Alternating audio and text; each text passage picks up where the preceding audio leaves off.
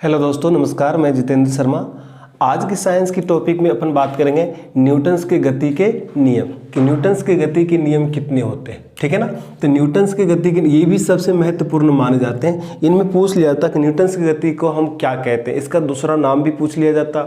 इनके कितने नियम्स होते हैं, ये नियम किस पुस्तक से लिया गया था, न्यूटन्स ने कब इस 3 नियम को प्रतिपादित किया। दोस्तों तो सबसे पहले हम बात करेंगे न्यूटन्स के गति के नियम जो होते हैं वो मुख्यतः 3 नियम होते हैं। पहला नियम जड़त्व का नियम कहलाता, दूसरा नियम संवेग का नियम कहलाता और तीसरा कहलाता क्रिया प्रतिक्रिया का नियम। ये तीनों नियम एक इस प्रकार के नियम है जो हमारे साथ होने वाली प्रत्येक दिन की बात करें, प्रतिदिन घटने वाली घटनाओं पर आधारित है, जिनको हम सिर्फ देखते प्रायोगिक रूप से देखते, प्रयोगात्मक रूप से देखते, व्यवहारिक रूप से हमारे साथ चलन में होती है, लेकिन हम उसके बारे में ये नहीं जानते कि हाँ वाकई में ये गति ये नियम कहलाते। बस उसी को आप कन्वर्ट कर दो साइंस में तो बन जाती है विज्ञान, बहुत की बन जाती है। जैसे जो वस्तु जिस अवस्था में वो उसी अवस्था में रहेगी, जब तक उस पर आप बाहरी बल नहीं लगाओगे तब तक उसमें किसी प्रकार की परिवर्तन, उनकी अवस्था में परिवर्तन नहीं होता। मान लिया जाए कि हमारे एक हाथ मान लो ये इस पर एक वस्तु रखी और अभी स्थिर अवस्था में, तो ये स्थिर ही अवस्था में रहेगी, और ये एक समान गति अवस्था में तो एक समान गति अवस्था में रहेगी जब तक इस पर कोई बाहरी बल लगाकर कोई बाह्य कारक का मतलब क्या, एक ऐसा कारक जो उसमें अवरोध पैदा करे या चलने को विवश करे या उनको रोकने को विवश करे। इस प्रकार की प्रवृत्ति रखने वाले जो कारक होते हैं वो एक बल होते हैं। उनके माध्यम से हम जब तक उस वस्तु को गतिरोध ना कर दे या गति में अवरोध पैदा ना कर दे तब तक वो वस्तु अपनी ही अवस्था में रहती है। इसीलिए इसे हम कहते हैं न्यूटन के गति के प्रथम नियम। और ये किस कारण होती है, ये होती है उनके जड़त्व के कारण। किसके कारण? जड़त्व के कारण। जड़त्व को हम कहते हैं इनर्शिया। जो जिस स्थिति में है वो उसी स्थिति में रहेगी जब तक उस पर आप बाहरी बल, बाह्य विरूपक बल या किसी बाहरी कारक के माध्यम से उनके चलने में आप या उनको रोकने के लिए किसी प्रकार को बाध्य ना करो। तो इस प्रकार के जो होते हैं नियम को हम कहते हैं न्यूटन के गति का प्रथम नियम। इसीलिए इस नियम को हम कहते हैं जड़त्व का नियम भी कहते हैं। आप तो हमेशा जो एनटीपीसी रेलवे की बात कर रहे हैं, नए नए तरीके से क्वेश्चंस पूछे जाते हैं। अब वो पुरानी पद्धति की क्वेश्चन छोड़ दो, उसमें जिसमें परिभाषाएं की बात की जाती है, जिसमें अपन ये बताया जाता है कि चलो न्यूटन की गति की परिभाषा दे दो, वो ये ऐसे नहीं। अब सिंपल से आपसे पूछ ये भी लिया जाता है कि न्यूटन के प्रथम गति से किस राशि को परिभाषित किया जाता है, या ठीक है। तो किस राशि को परिभाषित किया जाता है, तो आपको मैं बता दूं न्यूटन के गति की जो प्रथम नियम है इसके माध्यम से बल को परिभाषित किया जाता है। किसको परिभाषित किया जाता है? बल को परिभाषित किया जाता है। वहां पे आपसे लिखा हुआ आ सकता है, वेग आ सकता है, वहां पे त्वरण आ सकती है, वहां पे चाल आ सकता है, वहां पे बल आ सकती है। और आपको टिक लगाना कि न्यूटन के गति के प्रथम नियम से हम सिर्फ बल को परिभाषित कर सकते हैं। बल क्या है? एक कारक। क्या है? एक कारक जो क्या करता है, किसी वस्तु को चलने के लिए या चल रही है तो उसको में अवरोध पैदा करने के लिए लगाया जाता है। ठीक है ना। यानी किसी वस्तु की अवस्था परिवर्तन के लिए एक कारक का प्रयोग किया जाता है। अवस्था परिवर्तन या तो विरामावस्था में या वो गति अवस्था में, तो दोनों ही अवस्थाओं को हम परिवर्तन कर दें वो कारक क्या कहलाता है? बल कहलाता है। तो इस गति के नियम से पहले प्रथम गति के नियम से जो हमारे पास जो परिभाषा मिलता है वो बल की परिभाषा मिलता है। दोस्तों किसकी मिलती है? बल की परिभाषा। नॉर्मली न्यूटन के गति के प्रथम नियम का जो उदाहरण देखने को मिलता वो सबसे बड़ी बात जो होती है वो सिंपल से अपने बात कर सकते हैं। चलती हुई गाड़ी का अचानक रुकने पर उसमें बैठे यात्री आगे की ओर झुक जाते हैं। जैसे गाड़ी चला, अच्छा सिंपल सी भाषा में मैं कुछ नियमों से बाध्य हूं जो नहीं बता सकता हूं, फिर भी मैं बता सकता हूं कि न्यूटन के प्रथम के गति को नियम को अपने देसी भाषा में किसी और नाम से भी जानते हैं। ठीक है ना। किसको? देसी भाषा में किसी और नाम से भी जानते हैं। इनको कहते हैं लटको झटको का नियम भी कहते हैं। ये हमारी एक देसी भाषा की बात होती है जो आपको आना भी चाहिए। किसे हम क्या कहते हैं? तो हम इसे कहते हैं लटको झटको का नियम भी कहते हैं। ठीक है ना। धचको, क्या धचको? तो आपको लग रहा होगा कि सर पता नहीं पागल तो नहीं हो गए जो ये फालतू बातें बोलते। धचको यानी धचको, तो धचको का मतलब क्या?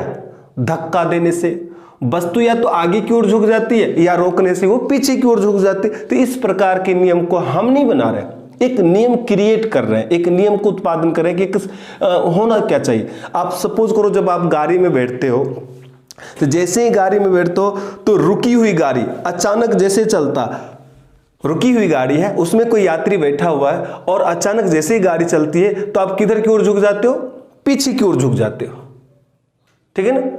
और जैसे ही गाड़ी जो चलती हुई गाड़ी में बैठते हो और अचानक गाड़ी रुकती है तो उसमें यात्री जो होती आगे की ओर झुक जाती है। इस तरह से हम इसको कहते हैं धचको। क्या? धचको का नियम भी कहते हैं। न्यूटन के गति के प्रथम नियम को हम धचको का नियम भी कहते हैं। ये नियम किसी बुक में नहीं दे रखा, आपको ये नहीं करना कि ये बुक में दे रखा, ये मैं आपको एक परिभाषित कर रहा हूं व्यवहारिक तौर पे जो देखने को मिलता अपने साथ जो घटित होती है। अचानक यदि कोई, मैं बाइक चला रहा हूं और बाइक चला रहा हूं, बाइक के पीछे बैठे हुए कोई यात्री है किसी भी प्रकार के, आप ऐसे नॉर्मली हर किसी के जाते हो, मम्मी पापा भाई बहन वाइफ हस्बैंड वाइफ गर्लफ्रेंड सारे बैठते हैं अपने पीछे, और अचानक कहीं आगे की ओर गड्ढे दिख जाते हैं या मुझे ब्रेक लेना होता तो मैं तुरंत क्या करते हैं, क्या होती है वो, क्या कहते हैं उसको, बड़ी सी क्या बनी होती है, ब्रेकर की बात करें। अचानक जैसे ही ब्रेक लेते हो तो पीछे जो यात्री होता है वो यूं झुक जाते हैं, आगे की ओर झुक जाते हैं। तो क्या हुआ, धचको, एक धक्का सा महसूस करता और पीछे की ओर झुक जाता। और यात्री, यदि गाड़ी खड़ी है, रुकी हुई गाड़ी और उसमें कोई यात्री बैठा और जैसे गाड़ी को स्टार्ट करते हो तो आगे की ओर ऐसे झुक जाते हो। तो जो लुगाएं लोग होती है, बूढ़ी माता, अरे बाप रा काई हो गए हो, काई कर दो, तो ये कुछ ऐसे सेंटेंस का यूज करते हैं। हाँ, धक्का लग, थोड़ा धीरे से गाड़ी चला ले, तुम्हें दिख नहीं रहा आगे, तुम दिखा नहीं, तुम अचानक गाड़ी रोक दी, इन सब से एक मुझे झटका सा महसूस होता है, इसलिए इसको हम क्या कहते हैं, धचकों का नियम भी बोल देते हैं दोस्तों। ये ग्रामीण परिवेश की बात कर रहे हैं। चलिए, तो न्यूटन के सबसे पहला गति के जो नियम है, ये जो 3 नियम दिए थे, इन 3 नियमों का जो उल्लेख किया गया है वो प्रिंसिपिया नामक पुस्तक में किया गया है दोस्तों। किसमें किया गया? प्रिंसिपिया नामक पुस्तक में।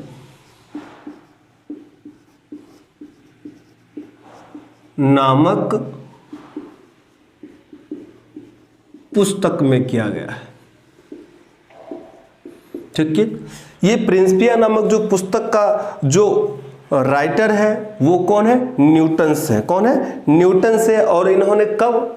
इन्होंने 1687 ईस्वी में, कब की बात करें? 1687 ईस्वी में इन्होंने इस पुस्तक का अनावरण किया। हाँ, और इन्होंने बताया कि इनमें 3 नियम होते हैं जो व्यवहारिक तौर पे अपन देख सकते हैं कि ये नियम को इस तरह से प्रतिपादित करते या इनको उल्लेख करते हैं, जो हमारी व्यवहारिक घटनाओं से रूपांतरित होता, हमारी व्यवहारिक घटनाओं से मिले जुले होते।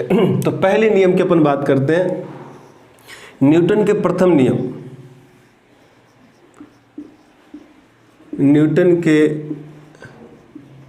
गति का प्रथम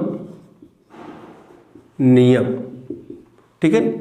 तो सबसे पहले सिंपल सी परिभाषा बता दो कि जो जिस स्थिति में है वो उसी स्थिति में रहती है। गति अवस्था में तो गति अवस्था में है, यदि विरामावस्था तो विरामावस्था में ही रहती है, जब तक उस पर कोई बाहरी बल या बाह्य विरूपक बल लगाकर उनकी अवस्था में परिवर्तन ना ला दे। तो जिस स्थिति में है वो उसी स्थिति में रहेगी, इसे कहते हैं जड़त्व। क्या कहते हैं? जड़त्व। इसीलिए हम न्यूटन के गति का प्रथम नियम को हम तो लिख सकते हैं, इस नियम को हम जड़त्व का नियम भी कहते हैं, नियम भी कहते हैं, ठीक है दोस्तों। अब इस नियम के द्वारा क्या, तो नंबर 1 पॉइंट बताते हैं, इस नियम से बल को परिभाषित किया जाता है। किसको परिभाषित किया जाता है? बल को परिभाषित किया जाता है, ठीक है। बल क्या है?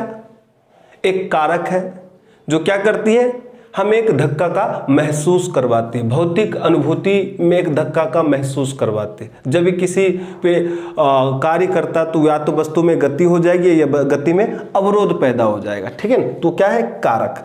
बल एक कारक है, बल एक कारक है जो किसी वस्तु के ऊपर एक धक्का का अनुभव करवाती है। धक्का अर्थात बल। बल क्या है, एक कारक है। बल कौन सी राशि है, तो बल मैंने बता दिया, बल एक सदिश राशि है दोस्तों। कौन सी राशि, सदिश राशि है। बल एक सदिश राशि है, ठीक है ना। बल का मात्रक एसआई प्रणाली में क्या होता है, न्यूटन होता है दोस्तों। क्या होता है, न्यूटन होता है, ठीक है ना। बल एक प्रकार का क्या है, बल एक प्रकार का भार भी होता है, एक प्रकार का भार होता है, ठीक है दीदी। अब इसके अलावा हमने जो कहा उस नियम को आपसे पूछा जाएगा, न्यूटन के गति के प्रथम नियम के अनुसार। तो अनुसार के बाद यहाँ पे सिंपल से परिभाषा के, न्यूटन के प्रथम गति के नियमानुसार इसमें जो होती है, जब कोई वस्तु गति अवस्था में रहता है तो गति अवस्था में रहेगी, और वो चलायमान अवस्था में तो एक दिशा में ही एक समान चाल से चलती रहती, जब तक उस पर कोई बाहरी बल लगाकर उनमें क्या करे, उनके अवस्था में परिवर्तन ना कर दे, या प्रयास करता, रोकने की प्रयास करता है या उनको चलाने का प्रयास करता है। इस प्रकार के जो होते हैं परिभाषा, वो न्यूटन के गति के प्रथम नियम का उदाहरण से मिल जाती। अब बात करेंगे दोस्तों कि इनके उदाहरण, सबसे अधिक न्यूटन के प्रथम गति के उदाहरण ही पूछे जाते हैं। तो पहला उदाहरण मैंने आपको बता दिया कि जब कोई गाड़ी रुकी हुई है, जब कोई गाड़ी रुकी हुई है और अचानक चलने लगती है, तो उसमें जो बैठे यात्री होते हैं वो किधर की ओर झुक जाते हैं, किधर की ओर झुक जाते हैं, पीछे की ओर झुक जाते हैं। किसी गाड़ी में बैठे यात्री, जब रुकी हुई गाड़ी में कोई यात्री बैठा हुआ और अचानक वो चलती है, स्टार्ट करते गाड़ी को, तो उसमें जो बैठे हुए यात्री होते हैं वो किधर की ओर झुक जाते हैं, पीछे की ओर झुक जाते हैं। ये किसका उदाहरण माना जाता है, ये उदाहरण है न्यूटन गति के प्रथम नियम के। तो ये उदाहरण भी देखते हैं।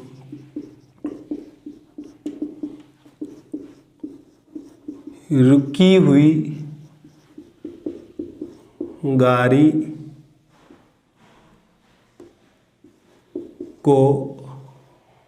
का अचानक चलने पर उसमें बैठे यात्री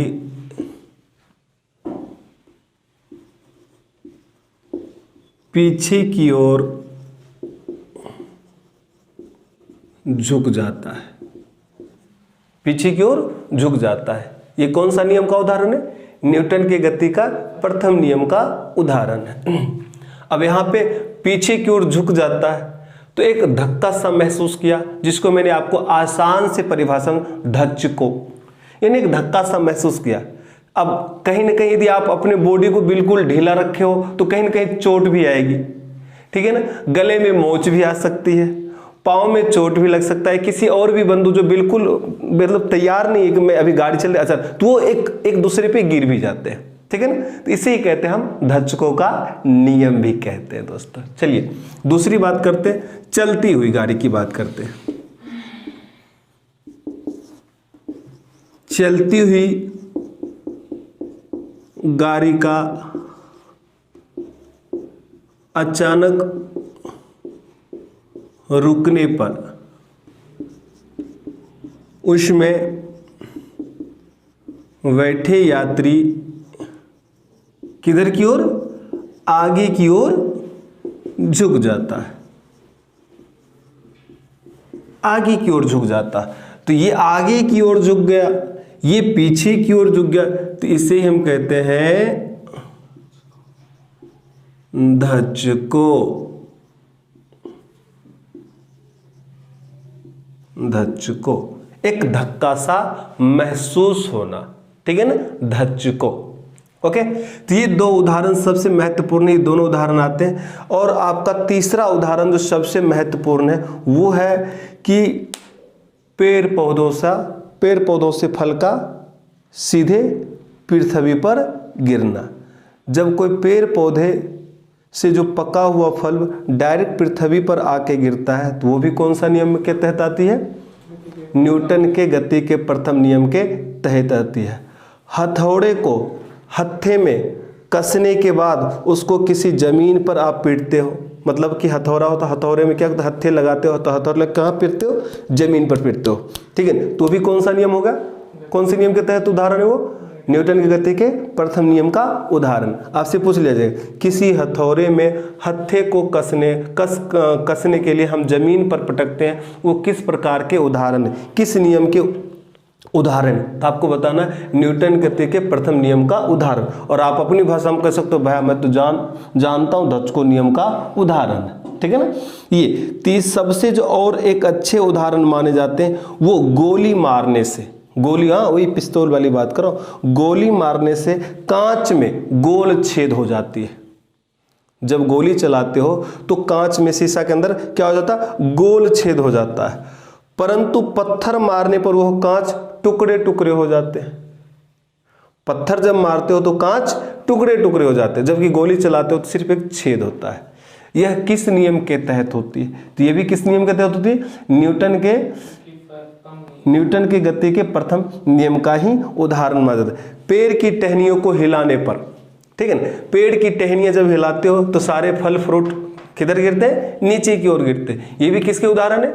न्यूटन की गति के प्रथम नियम का ही उदाहरण माने जाते हैं। चलिए दोस्तों, अब बात करेंगे न्यूटन की गति के दूसरे नियम का, ठीक है ना। दूसरे नियम का बात करेंगे, न्यूटन के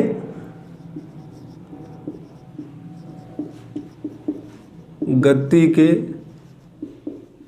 दूसरा नियम। सबसे अहम पॉइंट जो है ये बहुत ही महत्वपूर्ण माना जाता है कि इस नियम को क्या कहते हैं।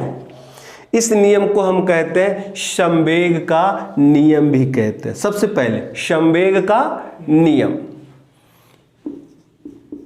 इस नियम को संवेग का नियम भी कहते हैं। संवेग क्या है? संवेग किसे कहते हैं? द्रव्यमान और वेग के गुणनफल को संवेग कहते हैं। दोस्तों क्या कहते हैं? संवेग को किससे डिनोट करते हैं? हम P से डिनोट करते हैं। तो P संवेग क्या है? एक सदिश राशि। तो जिस वस्तु में द्रव्यमान होगा उस वस्तु में वेग भी होगा, ठीक है ना। जिस वस्तु में द्रव्यमान होगा उस वस्तु में वेग होगी, अर्थात वस्तु के द्रव्यमान और उनमें वेग के गुणनफल को संवेग कहते हैं। क्या कहते हैं? संवेग कहते हैं। संवेग कौन सी राशि है? संवेग एक सदिश राशि है दोस्तों। संवेग कौन सी राशि है? सदिश राशि है। हमेशा दूसरा नियम कहती है कि संवेग में परिवर्तन की दर, संवेग में परिवर्तन की दर, जितना आप उस वस्तु पे धक्का लगाओगे वो वस्तु अपने द्रव्यमान के अनुसार उतना ही आगे की ओर गति करती है। तो वो क्या कहलाएगा? संवेग में परिवर्तन। संवेग में परिवर्तन कितना? तो उस वस्तु की द्रव्यमान पे निर्भर करा, उसमें वस्तु का द्रव्यमान कितना। और बाहरी बल आपने जितना लगाया तो वस्तु में द्रव्यमान के अकॉर्डिंग वो उसी दिशा में गति करेगा जिस दिशा में हमने क्या किया? बल लगाया। जिस दिशा में आप बल लगाओगे वस्तु उसी दिशा में गति करता है। ये क्या कहलाता है? न्यूटन के गति के दूसरे नियम का परिभाषित करता है, ठीक है ना। ये नियम कहलाता है, इसीलिए हम इसको क्या कहते हैं? संवेग का नियम भी कहते हैं। कोई वस्तु मान लिया जाए, यहाँ पे इस वस्तु का द्रव्यमान कुछ भी हो, जैसे इस वस्तु पर बाहरी बल लगाते हो तो ये इसी दिशा में आगे की ओर गति करेगा, यानी वेग जो होगी इसी में, और द्रव्यमान के अनुसार ही उसमें वेग होती है। किसी में ज्यादा हो सकता है और किसी में कम हो सकता है। तो ये क्या कहलाता है? संवेग का नियम भी कहलाता है। यहाँ संवेग परिवर्तन हो रही है, संवेग परिवर्तन की दर हो रही है, ठीक है ना। तो ये अब आपसे पूछ लिया जाता है कि इस नियम के माध्यम से किसका व्यंजक प्राप्त होता है? इस नियम के माध्यम से किस राशि, भौतिक राशि का व्यंजक प्राप्त होता है? तो हमें क्या पता, हमें तो जानकारी होनी चाहिए। तो सिंपल सी भाषा, इसके नियम से बल का व्यंजक प्राप्त होता है। किस नियम से? न्यूटन के गति के दूसरे नियम से हमें बल का व्यंजक प्राप्त होता है। अब भूल जाओ कि इस प्रकार के क्वेश्चन पूछते हैं, जब कोई वस्तु पर हम बाहरी बल लगाते हैं तो वस्तु बल की दिशा में गति तय करती है, हाँ, और वो उनमें द्रव्यमान होता, द्रव्यमान को वेग होती, वो अब नहीं। अब डायरेक्ट क्वेश्चन उसी से है और ये पूछ लिया कि इस न्यूटन के गति के दूसरे नियम से किस भौतिक राशि का व्यंजक प्राप्त होता है। यह 4 ऑप्शन मिलेगा। वहां पे मिलेगी संवेग की बात आ जाएगी, द्रव्यमान की बात आ जाएगी, वेग की बात आ जाएगी, बल की बात आ जाएगी। तो दोस्तों मैं बता दूं कि न्यूटन के गति का जो मुख्य बिंदु लिया गया, इन्होंने जो अपने पुस्तकों में जो रचनाएं व्यक्त की है, विस्तृत अध्ययन जो किया है, इन्होंने सिर्फ बल को लेकर किया। किसको लेकर किया? बल को लेकर किया। इन्हें बल एक बहुत बड़ी कारक को माना है, बल को एक हीरो बना दिया गया है। बल क्या एक प्रकार का हीरो, अपने आप में स्टार है वो। पूरे भौतिकी में बल को स्टार बना दिया गया दोस्तों। इसीलिए न्यूटन ने सबसे ज्यादा गहन अध्ययन बल के ऊपर ही किया है। हर कहीं ना कहीं आप देखोगे उनके हर पॉइंट में, हर एक स्टेटमेंट में, कथन में बल को जरूर निरूपित किया गया है। तो इसीलिए यहाँ जो है, यहाँ पे बल का व्यंजक प्राप्त होता है। किसका व्यंजक प्राप्त होता है? बल का व्यंजक प्राप्त होता है। यानी बल बराबर, यानी F बराबर क्या होता है? m इंटू ए, m इंटू ए। तो आपसे कोई पूछ लिया जाए इस नियम से किसका व्यंजक प्राप्त होता है, तो इस नियम से बल के व्यंजक प्राप्त होते हैं। बल का व्यंजक क्या है? F बराबर m इंटू ए। m क्या है? वस्तु का द्रव्यमान, और a क्या है? त्वरण। ठीक है ना, गुरुत्वीय त्वरण की बात करते हैं। तो ये आ गए अपने पास। अच्छा, इस नियम को हम किसी और नाम से भी जानते हैं। किस नाम से जानते हैं? तो हम किसी और नाम से, अपने ये नाम देखो कहीं किसी बुक में भी नहीं है। मैं बार बार कहता हूँ, मैं माफ़ी चाहता हूँ कि मैं किसी नियमों से बाध्य हूँ, लेकिन फिर भी मैं बताना चाहता हूँ ताकि आपको याद रहे। इस नियम को हम लटको झटको का नियम भी कहते हैं दोस्तों। ये ग्रामीण परिवेश की बात होती है। चलती हुई गाड़ी में उतरना और चलती हुई गाड़ी में ही चढ़ना। गाड़ी धीरे धीरे चल रही है तो कंडक्टर डायरेक्ट उसको चढ़ने के लिए कहता तो चढ़ो और उतरो।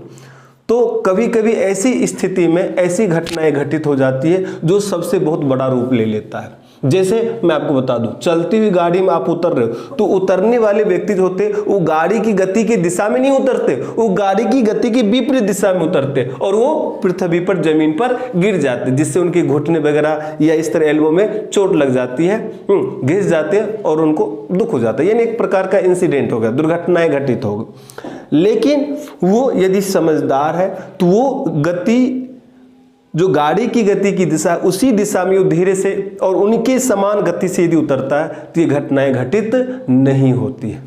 चढ़ने का भी यही है कि यदि आप चढ़ रहे हो, उल्टे चढ़ रहे हो तो आप गिर सकते हो, और गति की दिशा में ही चढ़ रहे हो तो आप गिर नहीं सकते हो। इसीलिए इसको कहते हैं लटको झटको का नियम भी कहते हैं। फॉर एग्जाम्पल, अपनी स्टैंडर्ड परिभाषा की बात करें तो एक खिलाड़ी के द्वारा जब वो क्रिकेट खेलता है तो जब क्रिकेटर जब वो बैट से बॉल को मारता है तो खिलाड़ी मैदान में क्या करता है? उसको कैच लेता है। तो कैच लेने के लिए नहीं कि यूं कैच ले रहा नहीं, वो कैच लेकर हाथ को पीछे की ओर खींचता है। तो लपकना, कैच लपकना, यानी जैसे बॉल लपका और वो पीछे की ओर, और ऐसे करके यदि आप कैच लेते हो तो बॉल आपके पाले से बाहर, आपके हाथ से बाहर, आपके हाथ से बाहर, तो वो गए काम से। ये नियम जो भी यहां निकल के आती वो क्या कहलाता है? न्यूटन के गति के दूसरे नियम के उदाहरण माने जाते हैं। ये कुछ ऐसे उदाहरण है जो सामान्य परिघटनाएं घटित होती है हमारे पास और हमें उसे याद करते हैं हमेशा। आप लोगों की जो सबसे बड़ी कमी जो होते हैं वो होते हैं कि याद करना। याद नहीं करेंगे, उस घटनाओं को घटित होने वाली को ही अपने मेमोराइज कर लेंगे, बस सिंपल से। अब जैसे मैंने बताया तब, हाँ, जब भी अपन लेते हो कैच तो पीछे की ओर खींचते हो हाथ, इसका मतलब पीछे खींचने को तो लपकना, लपक के, और यदि ऐसे ही रखोगे तो हाथ से गेंद अपने गिर जाएगी, तो लपकने की बात होगी। क्रिकेटर के द्वारा बल्ले से मारना, तो वो जितनी बड़ी शॉट मारेगी गेंद उतना ही आगे की ओर जाएगा। तो ये सब क्या हो गया? न्यूटन गति के दूसरे नियम के उदाहरण हो जाते हैं। चलिए, तो मैं यहाँ पे ये नहीं लिखूंगा, लटको झटको का नियम की बात नहीं करेंगे, सिंपल सी बात करेंगे। न्यूटन के गति के दूसरे नियम को हम क्या कहते हैं? संवेग का नियम कहते हैं। यानी संवेग में परिवर्तन होती है, तो जितना परिवर्तन होगा वस्तु उतना ही गति करती है, ठीक है ना। और जब किसी वस्तु पर इस नियम के अनुसार जब किसी वस्तु पर बल लगाया जाता है, बाहरी बल लगाया जाता है, तो वस्तु बल की दिशा में ही गति करता है, बल की दिशा में ही गति करता है। तो ये नियम क्या कहलाता है? वो न्यूटन की गति का दूसरा नियम अर्थात संवेग का नियम की बात करते हैं। और इस गति के माध्यम से हम बल का व्यंजक प्राप्त होता है। किसका व्यंजक प्राप्त होता है? बल का व्यंजक प्राप्त होता है, ठीक है ना। आपको एक सिंपल सी परिभाषा में इसको यदि और किसी ढंग से परिभाषित करें तो आप यहां भी लिख सकते हो, वस्तु के संवेग, किसके? वस्तु के संवेग में परिवर्तन की दर उस पर आरोपित बल के क्या होते हैं? अनुक्रमानुपाती होते हैं। क्या कहा मैंने आपसे? मैंने कहा कि वस्तु के संवेग में परिवर्तन की दर उस पर आरोपित बल के अनुक्रमानुपाती होते हैं या समानुपाती होते हैं, और इंग्लिश यदि जानना चाहो तो डायरेक्टली प्रोपोर्शनल होते हैं, ठीक है ना। और ये परिभाषा जो होती है किसको डिनोट करते हैं? न्यूटन के गति के दूसरे नियम को निकलते हैं, और मैंने इसीलिए लिख दिया, इसको कहते हैं संवेग का नियम भी कहते हैं। चलिए, इतनी बात की अपन, तो संवेग के बारे में एक छोटा सा और बात कर ले। यदि कोई पूछ ले इसका मात्रक क्या होता है, तो इसका मात्रक होता किलोग्राम मीटर प्रति सेकेंड स्क्वायर, ठीक है ना।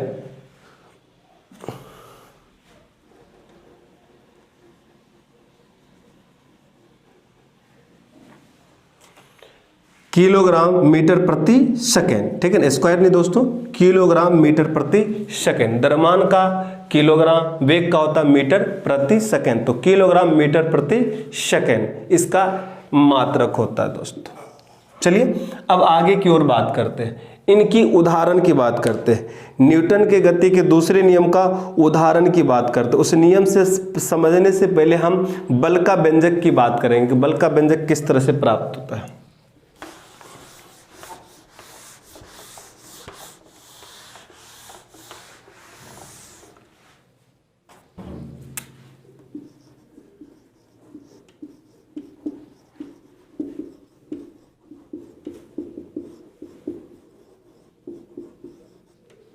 ठीक है ना, m इंटू ए होता।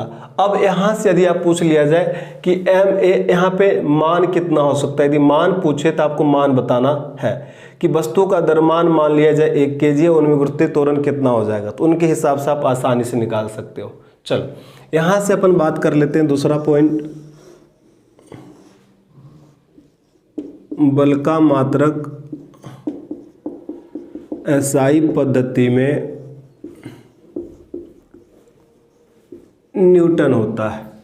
क्या होता है? एसआई पद्धति में न्यूटन होता है, ठीक है ना। और आपके इसमें सबसे शानदार क्वेश्चन जो पूछे जाते हैं वो ये पूछे जाते हैं कि एक बल क्या है, तो बल एक प्रकार का क्या है? भार है। तो भार से भी संबंधित क्वेश्चन पूछ लिया जाता है कि 1 किलोग्राम भार बराबर कितने न्यूटन होते हैं।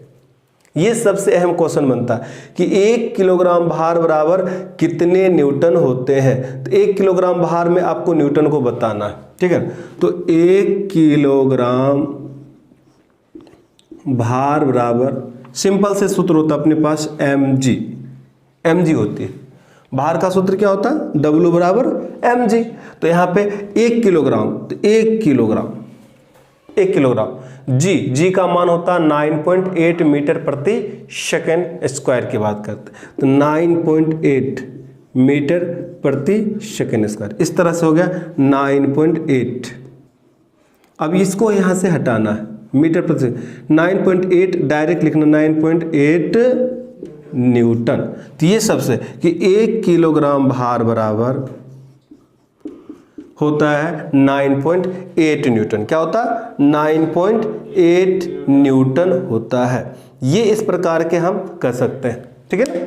और यहाँ पे आप सिंपल से परिभाषा को आपसे यदि पूछ लिया जाए कि इनका अन्य मात्रक क्या होता है, तो इनका अन्य मात्रक गुरुत्वीय मात्रक भी होता है। इस बल को हम गुरुत्वीय मात्रक भी कहते हैं। गुरुत्वीय बल का मात्रक का मतलब क्या है? क्योंकि इसमें क्या है? गुरुत्वीय त्वरण, ठीक है ना, इसलिए इसको अन्य मात्रक क्या होता है? गुरुत्वीय बल का मात्रक भी कहते हैं। चलिए, ये बात हो गई न्यूटन के दूसरे गति के नियम। अब इनके सबसे बेहतर उदाहरण की बात करेंगे। कौन कौन ऐसा उदाहरण है बताओ, कौन सा उदाहरण ले सकते हैं? चलती हुई गाड़ी में चढ़ना और चलती हुई गाड़ी में ही उतरना, किसका उदाहरण है? गति के दूसरे नियम का उदाहरण। और दूसरा उदाहरण दे सकते हो, क्रिकेटर द्वारा क्या किसको? बॉल को कैच करना, ठीक है ना, बॉल को कैच करना। वो बॉल को कैच करता तो उसको क्या कहलाता? न्यूटन के गति के दूसरे उदाहरण कहलाते। और भी उदाहरण बता सकते हो? और बताओ, और बताओ। कराटे खेलने वाले व्यक्ति को देखो, जो कराटे खेलता, कराटे वाले जो व्यक्ति होते, जो कराटे सीखता, जो कराटे खेलने वाले खिलाड़ी, तो वो क्या करते? अपने हाथ के प्रहार से भी ईंट तोड़ देते, ठीक है ना। तो कराटे वाले खेलने वाले व्यक्ति के द्वारा ईंट के प्रहार पर अपने हाथों के प्रहार से ईंट को तोड़ देना, वो भी क्या कहलाता है? न्यूटन के गति का दूसरे नियम का उदाहरण। इसके अलावा आप लंबी कूद करते हो, ऊंची कूद करते हो, ये भी किसके उदाहरण होते हैं? गति के दूसरे नियम का, न्यूटन के गति के दूसरे उदाहरण मानते। ये कुछ ऐसे उदाहरण होते हैं जो आपको समझना चाहिए, ठीक है ना। सिंपल से लैंग्वेज में बात करें, उदाहरण को समझने के लिए आपको याद नहीं करना है, उन्हें अपने आप में महसूस करना है। हाँ, ऐसी घटनाएं होती है, ऑटोमेटिक याद हो जाती है। याद करने लगोगे कि नहीं ये न्यूटन की गति का दूसरा नियम है ऐसे ऐसे, तो वो भूल जाओ, वो 1 घंटा 2 दिन 5 दिन नहीं, लेकिन हमेशा के लिए। लेकिन उसी को अपने साथ यदि घटित करके बात करते हो तो आपको आसानी से याद हो जाती है। जैसे मैंने बताया, क्रिकेटर के द्वारा क्या, कैच को लपकने के कारण क्या होता है? उनका हाथ पीछे की ओर छूट जाती है, ठीक है ना। दूसरा मैंने लंबी कूद करो, ऊंची कूद करो, ये सब लंबी कूद और ऊंची कूद में भी ये न्यूटन की गति के दूसरे नियम का उदाहरण है। और एक बार बता दिया मैंने, क्या से और क्या बताया? कराटे के द्वारा जो कराटा खेलता है वो खिलाड़ी क्या करता है? अपने हाथ के प्रहार से क्या करता है? ईंट को भी तोड़ देता है। ये भी किसके नियम हो गए? ठीक है। तो ये सब जो होते हैं। और दूसरा और भी होता है कि आप टेनिस खेलते हो ना, टेनिस, तो टेनिस का बॉल क्या होता है? जैसे टेनिस के छतरी पड़ते तो एक दूसरे से विपरीत चले जाते हैं। ये भी किसके उदाहरण होते हैं? न्यूटन के गति के दूसरे उदाहरण होते हैं। इन्हीं से हमें संवेग संरक्षण का नियम भी प्राप्त होता है। किसका?